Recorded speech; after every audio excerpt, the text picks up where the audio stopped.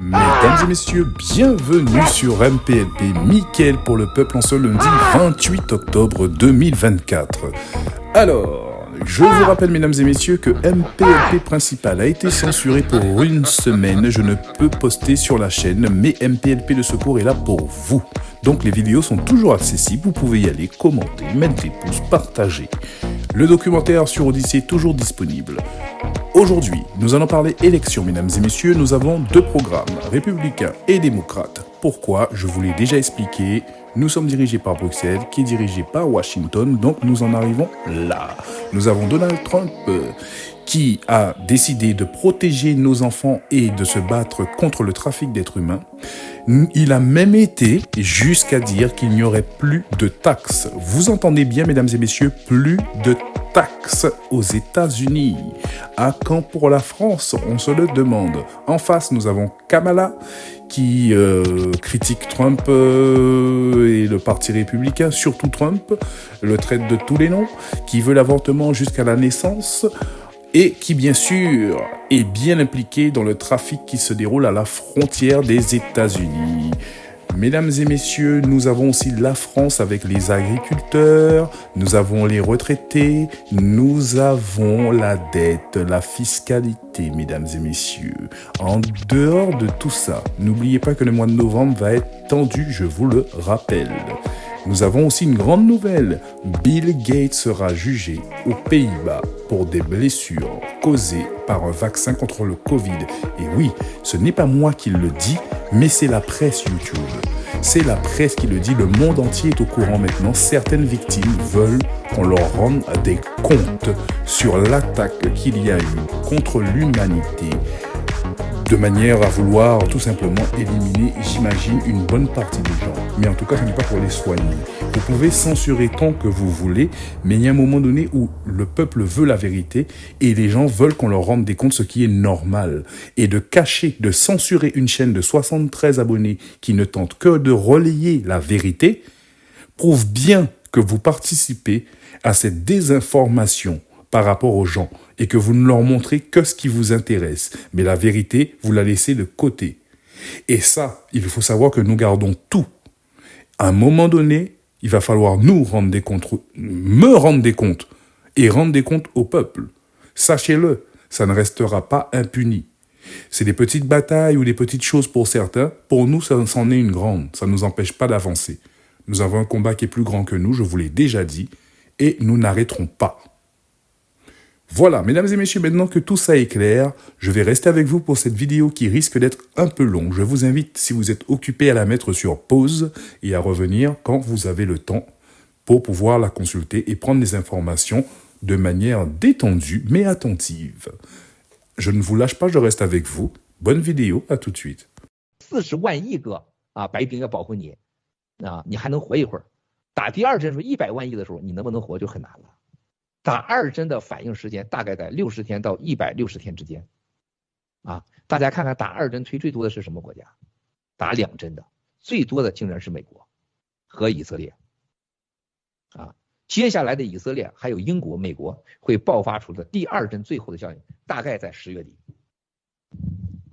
10月底以前，全球的反打疫苗和全球的因为打2针甚至3针疫苗的死亡率的提升和传染力可能下降，但死亡率还会提升造成的严重的恐惧会让很多人停下来这是一个目前的一个大家能期待到的一个好消息。另外一个，我认为今年到年底前经济会大崩溃然后呢，这个疫苗死亡率、疫苗的灾难会真正的显现出来，一定是经济大崩溃的然后到明年的年底这个人类就到了真的是生死两选择，但愿吧咱们大家都能面对好，希望人类没有任何事情。希望那个时候共产党真的有人敢灭掉了。美国中期大选完毕，真的是共产党或者内部出现了共产党内部的动乱斩首，或者共产党打台湾打台湾全球跟他 PK， 在这个之前能把解药拿到。所以说我觉得我们的大事人类的疫苗战争和病毒真相和这次的疫苗大屠杀，希望在明年年底之前有一个很好的进展，但是最终结束我觉得还是2025年最后结局。谁能活到2025年不打疫苗还活着这个家里边没有残疾人，疫苗的残疾人，没有打了疫苗的定时炸弹的让你的恐惧，你还能活着，不吃草，或者吃草能吃活着，你就是赢家。Il y a déjà un moment de cela que nous essayons de vous prévenir sur ce qui s'est passé et ce qui va arriver et ce qui est déjà en train d'arriver par rapport au sujet que vous venez de voir juste avant. J'évite de donner des noms et de nommer certaines choses pour que nos amis, vous avez déjà compris. Mais voilà, ça c'est quand même une vérité aujourd'hui. Il y a des gens qui n'ont pas toléré et qui subissent aujourd'hui et qui vont pas se taire. Il faut que vous en soyez conscients. Vous tous qui avez pris ce truc devez faire quelque chose par rapport à tout cela. C'est prouvé aujourd'hui, ce n'est pas une théorie du complot.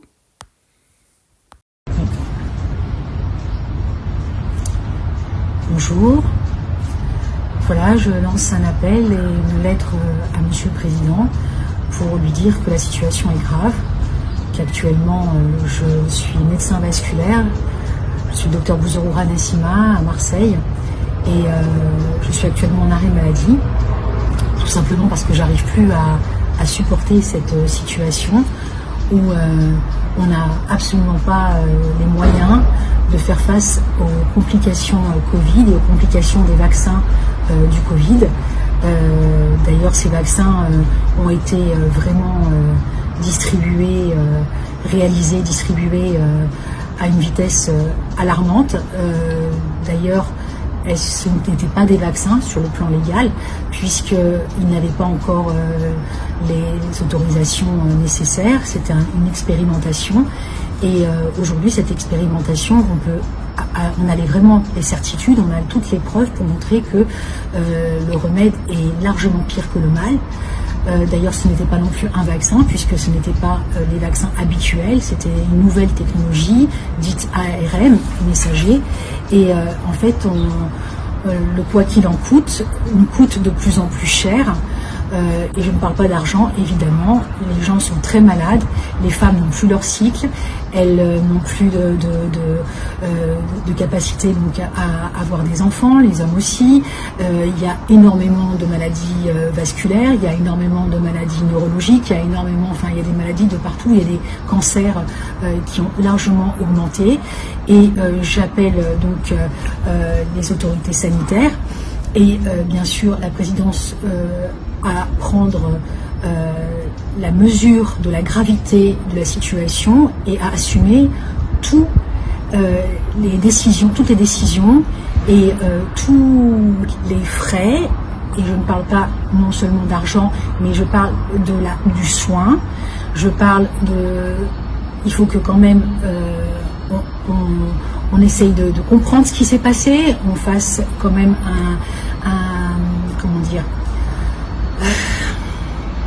une grande enquête, une enquête bien sûr qui soit indépendante sur tout ce qui se passe au niveau des problèmes des effets secondaires, des Covid longs, ce qu'on appelle Covid long, des fois on ne sait pas si c'est le Covid ou si c'est les effets secondaires des vaccins, puisque ça donne à peu près les mêmes effets. J'ai fait la préface du docteur Jean-Marc Sabatier, chercheur au CNRS donc de Marseille, et qui a été le premier à trouver le mode d'action du virus SARS-CoV-2. Est-ce que c'est simplement le virus? Est-ce que nous ne sommes pas aussi affaiblis par toutes sortes de pollutions atmosphériques, à savoir les ondes, qui affaiblissent énormément notre corps? Nous avons une surcharge au niveau des ondes électromagnétiques, la 5G, les compteurs Linky. Enfin bon, j'ai fait un livre avec Patrick Joland, docteur en électronique et expert en cybersécurité mondiale. Il est très légitime de se poser la question. Donc, quand on se pose des questions qui sont aussi graves de conséquences, il faut avoir des réponses et des réponses honnêtes. Quand je dis honnête, c'est-à-dire qu'actuellement, la corruption fait rage à tous les niveaux et nous ne pouvons pas avoir de certitude, même pas de certitude. Est-ce que c'est possible d'avoir une certitude? Je ne sais pas, mais on ne peut pas avoir d'enquête vraiment menée de façon honnête. Donc, je ne peux plus ni supporter, le poids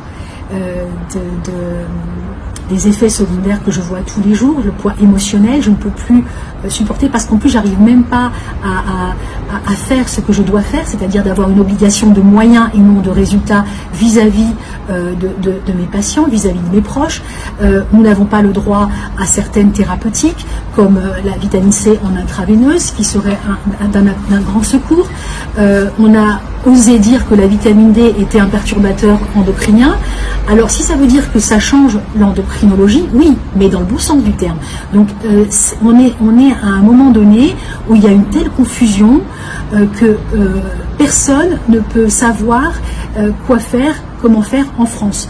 Et je trouve cette situation absolument affreuse, puisqu'actuellement la France n'est plus que souffrance, et c'est quelque chose, elle est en dessous de tout, sur le plan de la liberté de penser au sens de soigner, elle est en dessous de tout au niveau de l'égalité, elle est en dessous de tout au niveau de la fraternité, on n'en parle même pas. Donc je voudrais savoir si monsieur le président, vous avez voulu emmerder les non-vaccinés.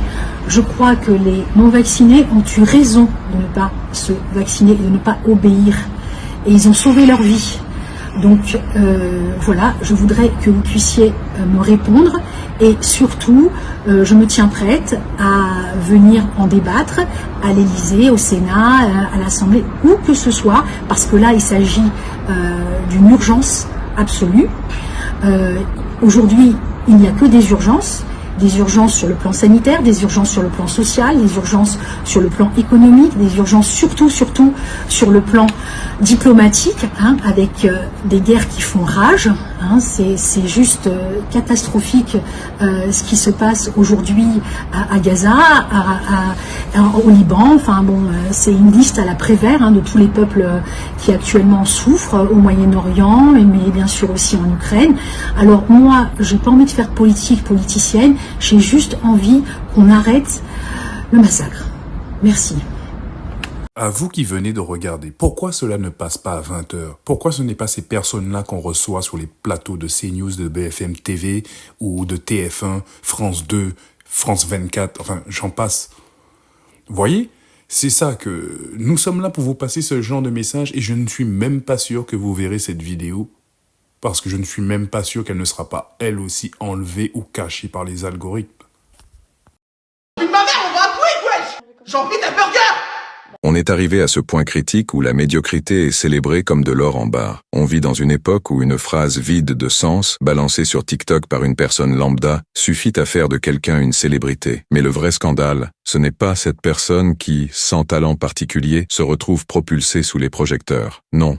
Ce qui est profondément dérangeant, c'est le système médiatique qui transforme cette vacuité en spectacle national. Ce sont ces médias affamés de buzz, prêts à s'accrocher à n'importe quelle stupidité pour alimenter leur machine à clics, quitte à nourrir la culture du néant. Inès Reg, à l'époque, c'était pareil. Une blague anodine sur les paillettes dans la vie, et soudain, elle est partout, élevée au rang d'humoriste, alors qu'elle ne fait en réalité rire personne. Mais soyons clairs. Ce n'est pas elle qu'il faut pointer du doigt. Qui refuserait la lumière quand elle se présente, même par accident? Le problème, c'est cette société qui érige le vide en valeur suprême, où l'éphémère devient un but en soi. On ne parle plus de talent, de créativité ou de réflexion. Non, tout est question de visibilité, de viralité, de buzz. La moindre absurdité peut devenir un phénomène, parce qu'elle est propulsée par une machine médiatique qui a renoncé à toute forme d'exigence. Il y a 30 ans, on glorifiait les artistes, les écrivains, les intellectuels, ceux qui avaient quelque chose à dire, quelque chose à apporter. Aujourd'hui, on glorifie le vide.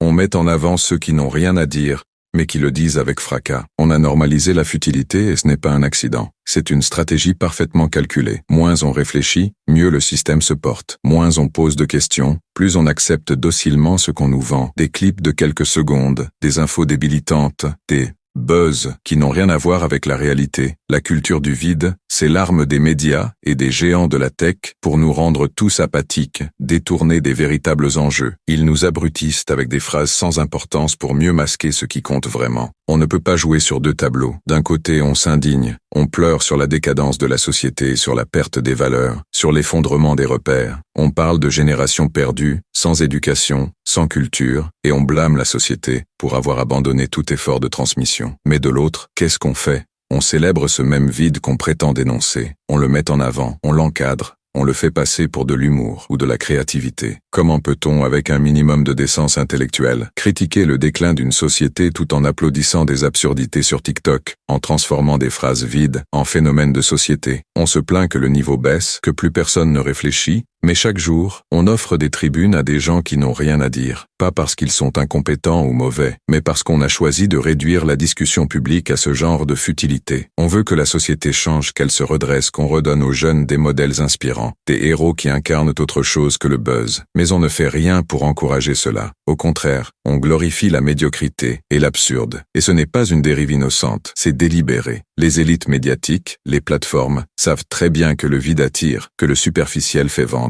Plus une idée est simpliste, plus elle est virale. Prenons un exemple concret. Regardez mon propre contenu. J'essaie à mon simple niveau d'élever le débat, de dénoncer des vérités, de remettre les pendules à l'heure. Je me bats pour partager des idées, pour exposer ce qui ne tourne pas rond dans cette société malade. Et pourtant, vous le voyez bien, plus aucune de mes vidéos ne perce. Pourquoi ? Parce que je ne joue pas le jeu de ce système pourri, qui préfère glorifier le vide, plutôt que de mettre en avant des voix qui cherchent à faire réfléchir. Tant qu'on ne balance pas des conneries qui font le buzz, tant qu'on ne se contente pas d'une punchline facile, d'une phrase vide mais drôle pour alimenter l'algorithme, on reste dans l'ombre. Les plateformes favorisent les vidéos débiles et les phrases sans intérêt parce que ça capte l'attention. Alors ceux qui essaient de creuser un peu, de pointer les vrais problèmes, ils sont invisibles. C'est ce vide-là qu'ils glorifient. Et nous, on est là à essayer de lutter avec des outils qui ne nous servent plus. Ce n'est pas nous qui échouons. Ce sont eux qui créent des algorithmes pour nous rendre invisibles, qui manipulent les masses en leur donnant... C'est le peuple français. Et donc moi je dis, pas touche à Notre-Dame.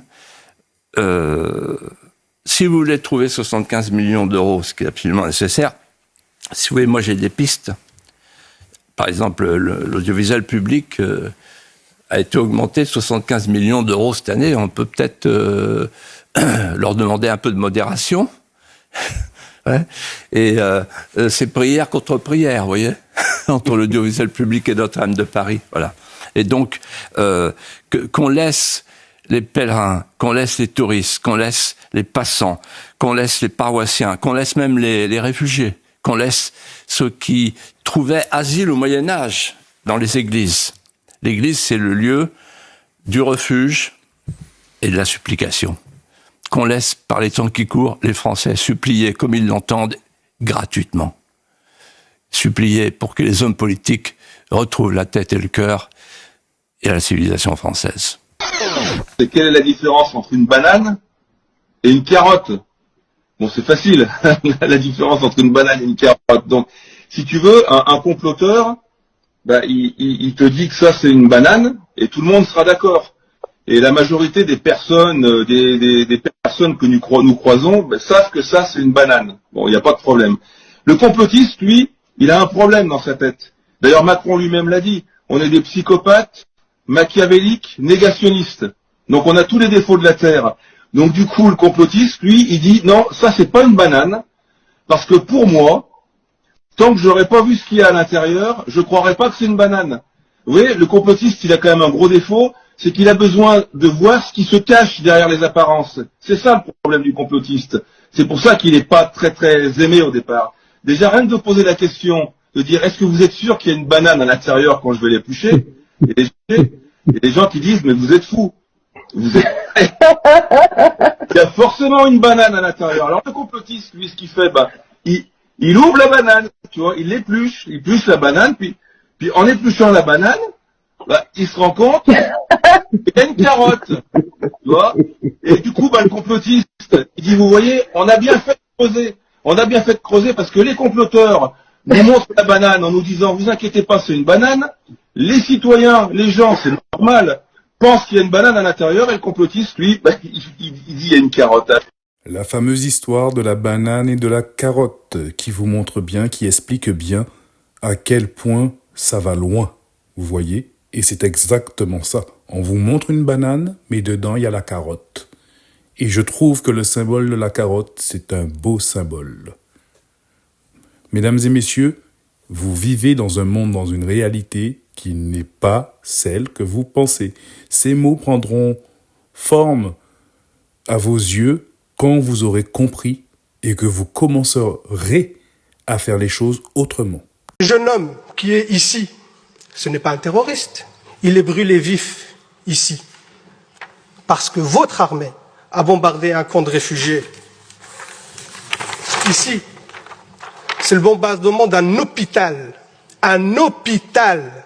Quand vous bombardez le peuple libanais par du phosphore qui est interdit par le droit international, c'est pour lutter contre le terrorisme. Quand vos soldats exhibent les vêtements des femmes assassinées et qui font des vidéos de divertissement sur TikTok, quand ces mêmes soldats posent avec leur butin de guerre fièrement, quel culot de venir ici et de défendre ce que votre armée coloniale est en train de faire au peuple palestinien et au peuple libanais. Quel culot de venir justifier vos crimes de guerre et vos crimes contre l'humanité. Où est passée votre humanité, Madame l'ambassadrice, pour venir ici justifier ces atrocités? Et donc j'ai trouvé que c'était le moment. C'était le moment puisque j'étais... Et je pensais qu'il fallait que je fasse le premier pas. Alors ça n'a pas été compris par tout le monde. Il y a des gens qui m'ont dit non, c'est ni pardon ni oubli. Je dis oui, pour certains, pour la mafia, c'est ça. Mais c'est pas tous les juifs. Donc déjà, je veux déjà faire la paix avec les juifs qui pensent ça de moi. Les autres, c'est à eux de me demander pardon aujourd'hui. Donc c'est à eux de me demander pardon de toute urgence. Parce que c'est la fin. Ce sont qui les autres? La mafia juive, la mafia, le CRIF. Parce qu'ils vont disparaître. Parce que des gens, alors encore une fois, la mafia juive qui ne représente pas les juifs. Et j'invite les juifs de France à prendre leur distance avec cette mafia qui les entraîne vers effectivement la force catastrophe. de frappe en termes de renseignement de ce qu'a le groupe LVMH. Ils ont tous les anciens, les meilleurs de la DST, les meilleurs de la DGSI, les meilleurs de la DGSE, les meilleurs de différents services anglais, allemands, italiens. Imagine si toi je te paye à la DGSE ou à la DST, tu es un agent à 4, 5 000, 6 000 euros et je te passe immédiatement à 15, 20, 25 000 par mois. Bon, déjà pour un travail finalement moins, juste pour profiter de tes relations d'espions ou d'anciens agents. Et, ben, et puis il faut voir le nombre, il faut voir les chiffres. C'est pas juste une petite cellule, c'est un monde. C'est un monde du renseignement. Dans le renseignement, c'est pour ça que je disais que c'était un État dans l'État. Ils payent mieux leurs agents que l'État. Bernard Arnault est le seul qui peut faire à la fois un édito co-signé avec Vladimir Poutine et l'heure d'après appeler sur son téléphone personnel Xi Jinping. Ce que peut ni Brigitte ni Emmanuel Macron. Bonjour à tous, une petite vidéo pour répondre à un grand nombre d'entre vous qui ont demandé comment vous pouviez nous aider pour la nouvelle mobilisation que nous allons entreprendre dès ces jours-ci. Donc déjà, vous avez un site Agriculteurs en colère qui vous donne les éléments pour ceux qui veulent nous aider financièrement ou aider ceux financièrement qui vont se mobiliser pour les semaines et les mois à venir. Donc une seule chose d'importante, agriculteurs et amis des agriculteurs, nous allons nous battre pour notre agriculture, mais également pour vos assiettes, pour que vous ayez le droit et la chance, comme beaucoup d'autres pays qui importent nos produits, de vous nourrir avec de la bonne marchandise qui vient des agriculteurs français, des paysans français, des éleveurs français, et pas forcément des sous-produits amenés par nos industriels sans normes,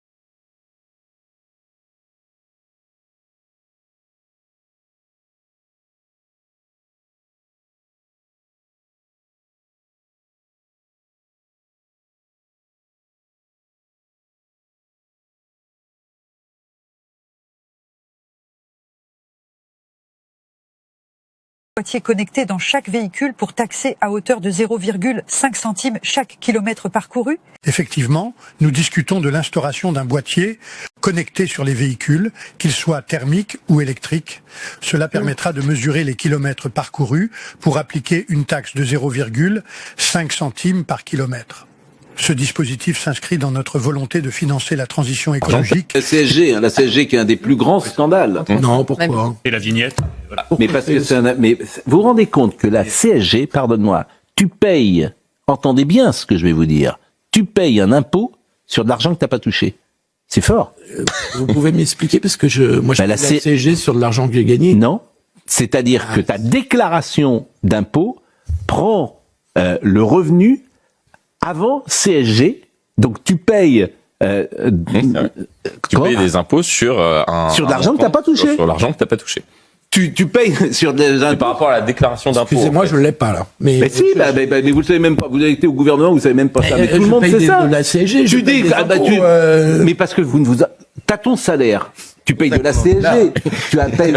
T'as ton salaire, tu gagnes 1 franc, 1 euro. Oui, on est d'accord. T'as de la CSG dessus. Nous sommes d'accord. Oui. Tu ne touches que 90 centimes d'euros. Bon, eh bien, tu sais imposer sur ton revenu, déclaration de revenus sur 1 euro. Ça te va? Et tu le sais pas. Mais tout le monde sait ça. Ah oui, parce qu'il y a la CSG déductible et la CSG non déductible. Oui. C'est très imprudent, vos prises de parole. C'est un excellent impôt, hein. Mais sauf que c'est un impôt. C'est le meilleur impôt de notre système. C'est un impôt sur le revenu. Tu payes un impôt sur le revenu de 11% sur ton salaire, et après tu payes encore un impôt sur les revenus, mais tu trouves ça bien. Mais la seule chose que vous savez faire, c'est faire des impôts. Donc, il y a pas de sens. Aviez-vous compris? Étiez-vous au courant pour la CSG? Vous voyez, c'est un peu ça le grand flou. C'est que vous gagnez soi-disant une certaine somme sur laquelle a déjà été enlevé des taxes, des frais, des choses soi-disant pour une retraite que vous ne touchez pas. Vous allez voir qu'il y a des gens en galère. Et au final, sur tout ce que vous achetez, vous êtes retaxé. Et vous payez pour vivre, vous payez pour vous déplacer, vous payez pour manger, vous payez pour respirer. Puisqu'il y a la taxe 2025, n'oubliez pas. La fameuse écotaxe ou la taxe du CO2 ou je ne sais trop quoi, qui sont trouvées par rapport au climat. Donc vous voyez un peu, quand je vous dis que vous vivez dans un monde qui n'est pas réel, on vous enfume avec un tas de choses, mais au final, cet argent-là, l'argent que vous, tous les matins quand vous vous levez pour aller travailler, vous rendez-vous compte de ce que cela représente? Au final, si vous appliquez ça sur tout, la TVA, etc., etc., c'est une mascarade sans nom, sans fin. En fait, je vous avais demandé de prêter attention aux BRICS. Donc, il y a eu plusieurs choses importantes qui ont été dites, et je vous propose de regarder tout cela en images, ensemble, mesdames et messieurs. C'est pour vous dire que la France se limite juste sur son territoire et quelques pays africains, tandis qu'ils ne représentent rien sur le plan international. Ils ont réussi à détruire le monde avec votre histoire des médias, France 24 et autres là. C'est vous qui avalez les coups d'État, c'est vous qui les confirmez, c'est vous qui les préparez contre les pays. Juste pour avoir les dirigeants que vous pouvez ordonner de faire des choses. C'est ça la vérité. Le cas du Tchad, il était le fils du président, il n'était pas le défunt constitutionnel. Vous êtes d'accord avec moi? Mais qui l'a imposé? C'est la France. Le gouvernement français était là pour l'installer. Oui. Vous êtes d'accord avec moi? C'est un fait. Oui, bien sûr. On peut même pas nier. On prend acte de coup d'État, on demande, ils sont en train de dire qu'ils prennent acte d'un coup d'État, et même ils sont en train de supporter le coup d'État, ils sont en train de condamner un coup d'État, et même ils sont en train de préparer le coup d'État. On va où avec ça? On va où avec ça? Et tandis qu'il ne faut pas s'associer. Vous avez écouté l'interview de Gbagbo, où le président français lui prenait 2 millions d'euros chaque année. C'est quoi ça? La France a quelle expertise à part les médias? Ils ont quelle expertise à part les médias? Abrutir les gens avec des fausses nouvelles. Tu connais où? Tu connais quelle usine que la France a implantée un jour dans un pays africain et qui emploie au moins 1000 personnes? Le monde entier regarde. Je vous laisse à votre réflexion. La famille Vladimir Poutine, c'est le patron. Il a tout compris. C'est le boss dans l'échiquier. Pendant ce temps, Antonio Guterres, l'ami des Sions, a osé déclarer lors du sommet des BRICS, qui est déjà terminé, que le système financier mondial est obsolète, inefficace et injuste. Il a raison. Les pays en développement sont étouffés par la dette tandis que l'Occident continue de manipuler un modèle économique déjà dépassé. Guterres a appelé à une réforme rapide et radicale en réclamant un véritable soutien pour les nations vulnérables et un essor de la coopération Sud-Sud. Les gars, les BRICS représentent l'avenir, qu'on le veuille ou non, contrairement à ceux qui s'accrochent à l'idée d'un monde meilleur sous l'euro, le dollar ou le franc CFA, cette monnaie coloniale maintenue par certains dirigeants africains corrompus et vassaux. Le véritable pouvoir économique est en train de changer de main ou de pôle. Les BRICS sont les seuls à parler de souveraineté monétaire, de justice économique et de solidarité entre les nations du Sud, pendant que les autres s'enlisent dans des discussions sur les taux d'intérêt et les politiques d'austérité. Les BRICS ne veulent plus jouer selon les anciennes règles. Ils veulent les réécrire, changer l'ordre mondial de manière irréversible et proposer de nouvelles visions. Ils innovent sans se faire dicter leur conduite par ceux qui se prenaient hier encore pour les maîtres du monde. L'Occident panique et la zone euro finira par s'éteindre. Il suffit de regarder l'état actuel de l'économie allemande ou française. Ce n'est pas Dany qui invente les chiffres. Ce sont leurs statistiques disponibles sur leur site officiel. La locomotive est en marche et les puissances occidentales perdent du terrain. Mesdames et messieurs, pendant que certains critiquent Vladimir Poutine en le qualifiant de dictateur, les BRICS, eux, construisent déjà l'avenir. Croyez-vous que l'Occident pourra suivre le rythme? Impossible, car le vent tourne et désormais, il souffle en direction du sud. Le Nigeria est partenaire, l'Algérie est partenaire et l'Ouganda est partenaire et bientôt Mozambique et d'autres pays qui possèdent leur monnaie sont en route. Force au monde multipolaire. L'époque où les pays craignant les États-Unis ou l'hégémonie américaine.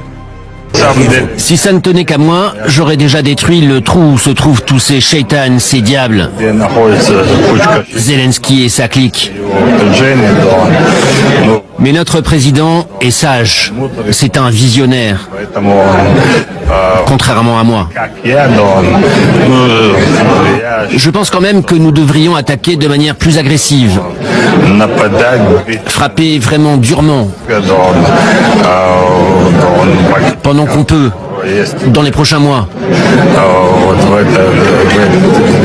Nous devrions capturer les territoires les plus proches de la Russie. Certainement prendre Odessa et Kharkiv. Et puis attraper Zelensky, le faire asseoir et le forcer à signer tous les accords dont on a besoin. Quand je vous dis que Vladimir Poutine est un homme sage et qu'il aurait pu faire beaucoup plus de dégâts en Ukraine depuis un long moment, c'est pas du vent. Hein. Vladimir Poutine, il aurait pu terminer cette guerre il y a bien longtemps. Alors pourquoi il ne l'a pas fait? Tout simplement parce que je pense que ce n'est absolument pas le dictateur d'extrême droite que tout le monde nous vend en France. Il ne veut pas faire n'importe quoi. Mais croyez-moi que si un jour on le pousse vraiment à bout, on va prendre cher. Et tous ceux qui pensent aujourd'hui que c'est pas le cas, vous êtes sacrément naïfs. L'enquête du journal américain commence par une description, celle d'une base militaire ukrainienne nichée dans une forêt, abandonnée et détruite. En apparence, car je cite, un passage discret descend vers un bunker souterrain où des équipes de soldats ukrainiens traquent les satellites espions et écoutent les conversations entre commandants russes. Un centre de l'armée ukrainienne, me direz-vous. Mais pas seulement. La base est presque entièrement financée et en partie équipée par la CIA, écrit le New York Times, évoquant un secret. Et selon le journal américain, elle est loin d'être la seule. 12 bases CIA sont positionnées en Ukraine, le long de la frontière russe. 12 bases auxquelles il faut ajouter 2 autres bases d'interception des communications russes, elles aussi financées par la CIA. 2014, oui, car ce partenariat n'est pas né avec la guerre, mais il y a 10 ans, selon le New York Times, à la faveur d'un événement, la révolution de Maïdan et le renversement du pouvoir pro-Kremlin. Le chef du renseignement nouvellement nommé, alors pro-occidental, aurait proposé à la CIA, en pleine crise et en pleine nuit, via un appel téléphonique, de nouer ce partenariat. Alors, est-ce que, Laura, cette implantation aurait pu aller jusqu'à agacer le maître du Kremlin, Vladimir Poutine ? Peut-être même l'influencer, Christophe. Voici en tout cas ce qu'écrit le New York Times dans son enquête. Vers la fin 2021, selon un haut responsable européen, Poutine se demandait s'il devait lancer son invasion à grande échelle lorsqu'il a rencontré le chef de l'un des principaux services d'espionnage russes qui lui a dit que la CIA, en collaboration avec le MI6, contrôlait l'Ukraine et en faisait une tête de pont pour les opérations contre Moscou. Il n'est pas dit que c'est le partenariat qui a poussé le président russe à envahir l'Ukraine, mais il est sous-entendu qu'il a pu peser, jouer un rôle dans sa décision en concurrençant son obsession de contrôler l'Ukraine. Et pourtant, souligne le New York Times, les responsables américains ont souvent été réticents à s'engager pleinement, craignant de provoquer le Kremlin. Des hauts et des bas ont ainsi émaillé ce partenariat, les États-Unis faisant pression sur l'Ukraine pour qu'elle ne franchisse surtout pas certaines lignes rouges, et les Ukrainiens regrettant la prudence américaine. Mais alors, dites-moi quel mot que j'ai dit. Je vous dis juste Quel de mot faire que j'ai très dit. attention Quel aux mot mots que que vous j'ai employez, dit. monsieur. Quel mot que j'ai dit. Eh frère. Même ça, faites très attention, monsieur. Avec quoi? C'est un motif. Quoi? Le chip? Oui. Clarisse, on n'a pas le droit de dire chip. Oui, c'est un motif. Bien sûr. Chip. Et il me dit bien sûr. Bien sûr. Je ne parle pas, frère. Chip. Clarisse, on n'a pas le droit de dire chip. Je ne sais même pas le dire maintenant. Et donc, si je fais chip, vous me... Je vous dis juste, faites attention. Je vous pose la question, vous répondez pas à la question, vous répondez à une question par une menace. Faites juste attention à ce que si ça s'appelle une menace. Faites attention, ça s'appelle comment? C'est un conseil, monsieur. C'est un conseil? Ça commence pas comme ça, pas un conseil. Ah si. Je vous assure que ça commence pas comme ça. Moi, je vous assure que si, pourtant. Vous ne me faites attention à ne pas me toucher, je vous dis. Je vous ai jamais touché, monsieur. J'ai jamais dit que vous m'avez touché. Je vous jure, vous me dites que vous comprenez la langue française? Ah, tout à fait. Politique, ça va se payer dans les urnes. Le peuple est fâché contre vous. Vous êtes des lâches. Je vous respecte. Et vous laissez votre peuple mourir parce que vous laissez ce préfet et tout le système français, la coloniale, faire votre peuple passer pour des enragés. Ces gars-là, des violents, on avançait comme ça. Mais en l'air. Les gars nous matraquaient. J'ai pris 2 coups de matraque. Oui, j'ai pris 2 coups de matraque. Vous pouvez pas dire comment ça va pas. Comment? Les politiques, vous aurez du sang sur les mains. Concernant la Martinique, c'était prévisible. Voilà un peu, la situation reste tendue. Pas d'accord trouvé jusqu'à maintenant et la situation va se tendre aussi en Guadeloupe. Sinon, ce week-end à Toulouse, nous avions aussi cela. Encore une manifestation de satanisme, puisque regardez bien ce qui est à l'écran. Est-ce que vous trouvez que cela représente la France ou le peuple ou même le monde pour une raison quelconque? Pourquoi passer ce genre de choses soi-disant artistiques? Imposer cela après les JO et tout le reste au peuple français qui souffre déjà tant et qui a d'autres préoccupations. Et quand je vois ces pauvres gens-là sur le bord de la route à prendre des photos, à être limite heureux de cela, ça montre la décadence dans laquelle nous sommes dans ce pays, contrairement à d'autres pays qui ont encore des valeurs à l'ordre du jour. Là, nous voyons bien que ça part en décadence. Il faut bien l'admettre. Et ça, c'était ce week-end, je le répète, à Toulouse. Octobre 2024. Je vous laisse maintenant avec les images et je vous laisse juger par vous-même. Dites-moi quel intérêt, encore on dépense de l'argent, on paye. Les communes ont-elles de l'argent à dépenser inutilement pour ce genre de choses? Je vous le demande.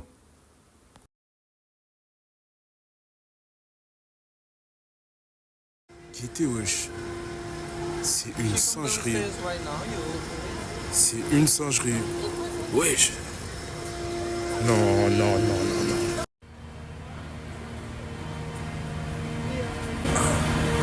Genre, c'est une dinguerie, hein, ça. Ils sont investis pour des trucs démoniaques de ouf. Carrément, je crois que ça va quitter Toulouse. Hein. Ah, c'est une dinguerie. Bon, alors moi, je comprends plus rien. Parce que j'en étais resté à cet article du Point du 6 janvier 2024 qui disait « Affaire Epstein, pourquoi elle intéresse autant les complotistes ?»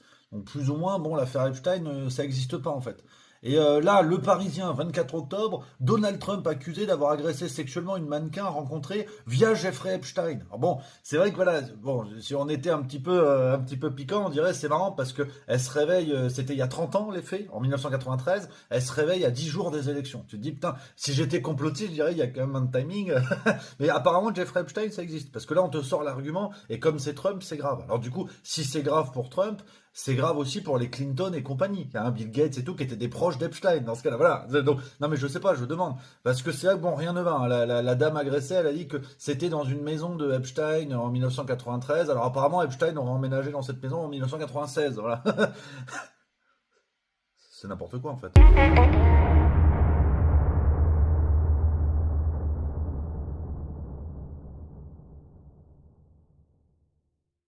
Des Français a-t-il servi à financer du matériel militaire aux soldats de Tsahal? C'est la conclusion d'une enquête de nos confrères du média. On y apprend comment une association francilienne a détourné de l'argent public pour équiper l'armée israélienne qui mène une guerre dévastatrice à Gaza et au Liban, que certains qualifient de génocidaire. Comment? Eh bien, en détournant un système de défiscalisation des dons, système conçu pour encourager les dons à des associations d'utilité publique et qui permet aux personnes imposables de déduire de leurs impôts 66% du montant de leurs dons. Alors, exemple concret, sur un don d'un montant de 100 €, l'État rembourse 66 €. Une des associations pointées du doigt s'appelle Tipat Mazal, l'association communautaire domiciliée en Seine-Saint-Denis et qui officiellement œuvre pour soutenir des familles en situation de précarité en Île-de-France. Dans une vidéo publiée sur ses réseaux sociaux, la responsable de cette association remercie les donateurs et redirige vers des cagnottes un peu particulières. Pour toutes les personnes qui veulent donner des tzedaka, qui veulent donner des bons, qui veulent donner tout ce que vous voulez, on montre tout, on fait des courses. Comme ça, au moins, les familles pourront avoir, bien évidemment, des colis alimentaires pour les fêtes. Je vous embrasse, merci beaucoup. Merci à toutes les personnes qui mettent dans la cagnotte de Johan, qui met dans la cagnotte de Johan Tipat Mazal, avec le lien à l'Odon. Donc merci beaucoup. Le Johan dont il est question serait un franco-israélien qui apporterait son soutien actif aux réservistes de l'armée israélienne, en particulier depuis le 7 octobre 2023. Grâce à ces cagnottes partagées par plusieurs associations, dont Tipat Mazal, il a pu aider au financement de nombreux drones, gilets, casques et tout un tas d'autres équipements militaires.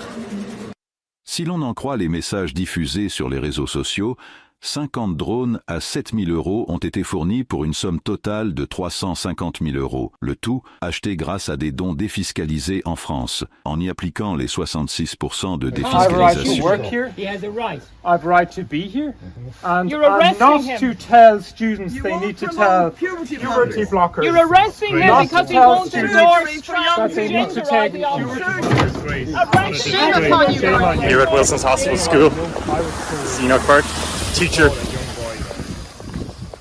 been arrested for not accepting transgenderism. Nor should I. And I'm not going to turn my back on my duty to my students. I'm not going to turn back on my duty. No, you don't have a duty to do what's wrong. No, you never and have to a bring me duty before the court. To bring me before the court. No, to bring me before the court. There's abuse. This is a disgrace. Children are being taught to tell a young boy. Surgery. Yes. Surgery, mutilation. Yes. Mutilation. It's a disgrace.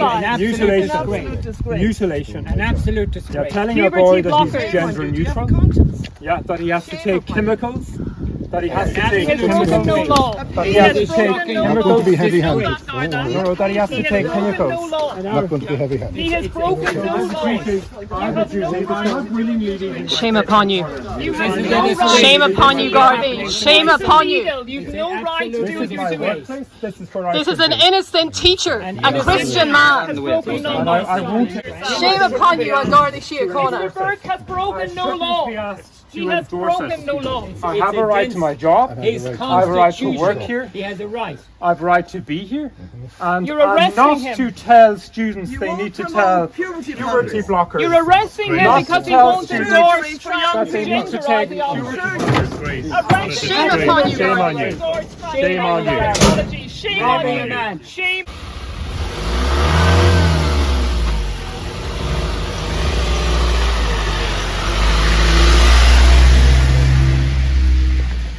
So you've just seen what happened there. We're here at Wilson's Hospital School in County Farnham, County Westmeath. Enoch Burke just thrown in the back of a Garda van,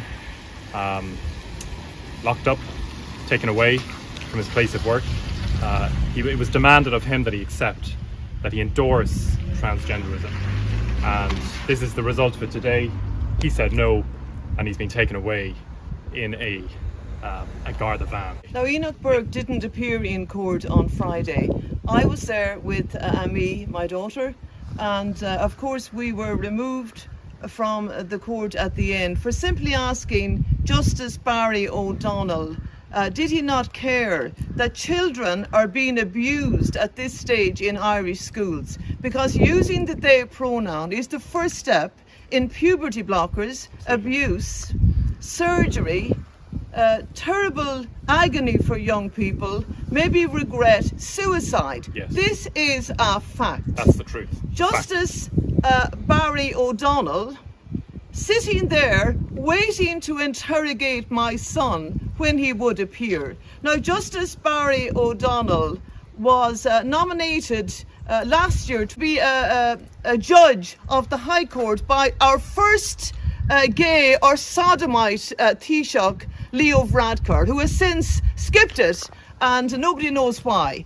But he was nominated and appointed, of course, by the socialist President Michael D. Higgins to a judge of the High Court. Before that, as a barrister, he had worked for many years with TUSLA. Now, we know that TUSLA are promoters, big-time promoters of transgender ideology, of LGBTQ plus, anything you want, transgender ideology.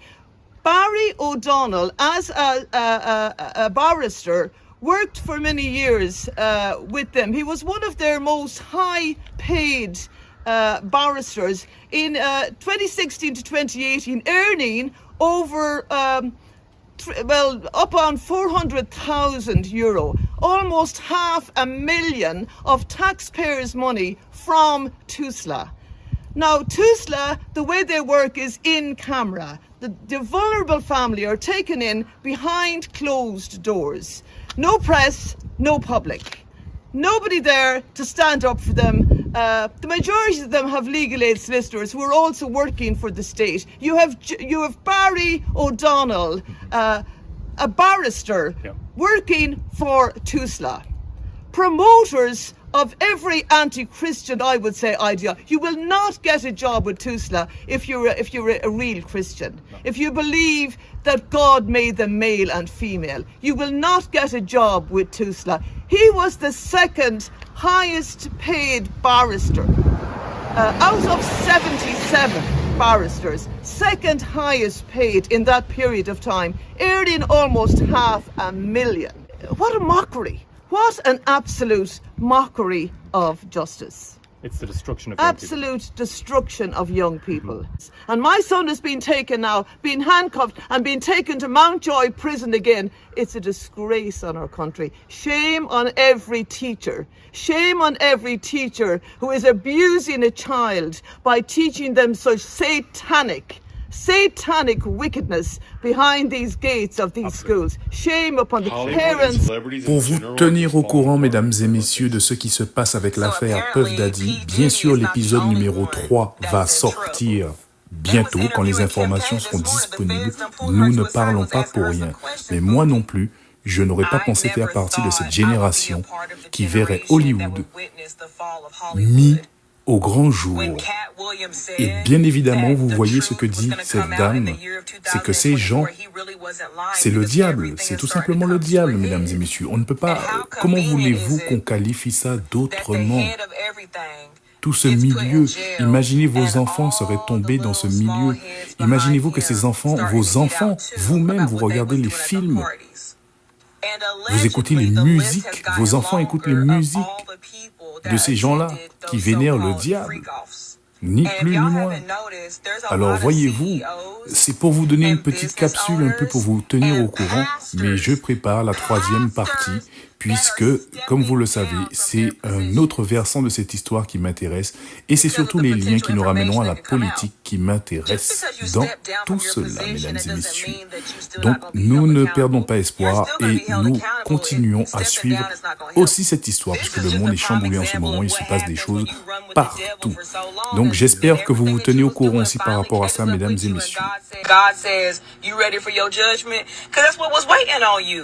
Et pour conclure cette longue vidéo, mesdames et messieurs, message très important que j'ai à vous transmettre aujourd'hui, transmise par une abonnée, alors je vous le transmets à mon tour.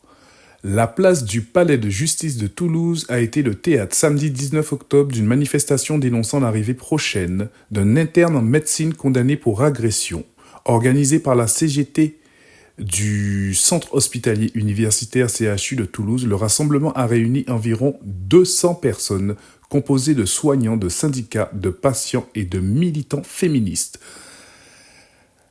Alors, le jeune interne condamné en mars dernier à 5 ans de prison avec sursis par le tribunal correctionnel de Tours pour des agressions sur 2 jeunes femmes est attendu à l'hôpital de Carcassonne le 4 novembre pour commencer son internat en radiologie.